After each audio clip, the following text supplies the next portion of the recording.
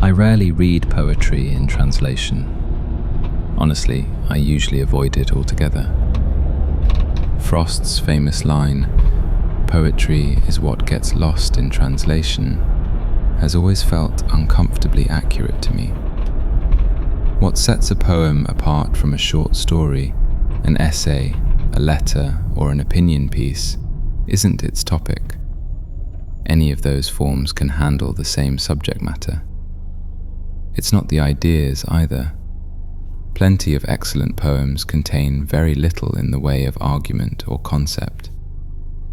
Nor is it the imagery, since all writing relies on words, not actual pictures, or even the emotional impact.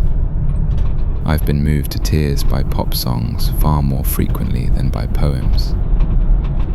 The true essence of poetry lies in its language, the precise arrangement of words, the interplay of sound and rhythm, that musicality pound called logopoeia. And that, unfortunately, is the part that tends to evaporate when a poem is translated. So I've always understood the Italian proverb, traduttore traditore. The translator is a traitor. Either the translator betrays the original, replacing it with something that only faintly resembles the real thing, or they betray their own language by forcing it into an awkward, diluted version of translation speak. Too often, they end up doing both.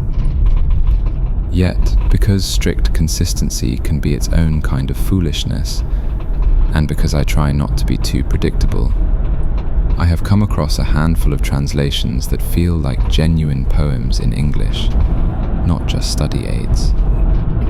They aren't always the most literal versions. Clarence Brown and W.S. Merwin take noticeable liberties with Mandelstam, and James Green goes even further. But to my ear, they give more than a paraphrase or a summary. What Paul Celan's translators, Nikolai Popov and Heather McHugh, dismiss as a working version of mere meaning.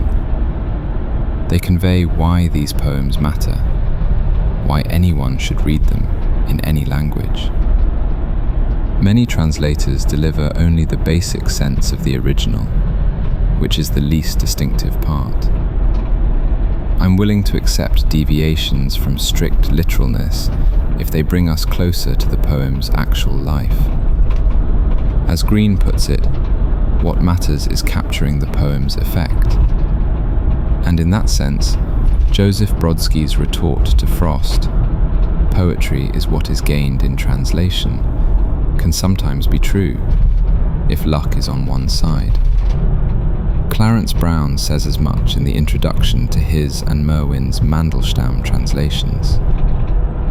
We have tried to translate Mandelstam into the English that works as an instrument of poetry in our own time, and we have accepted the responsibility entailed in the fact that to translate is to change.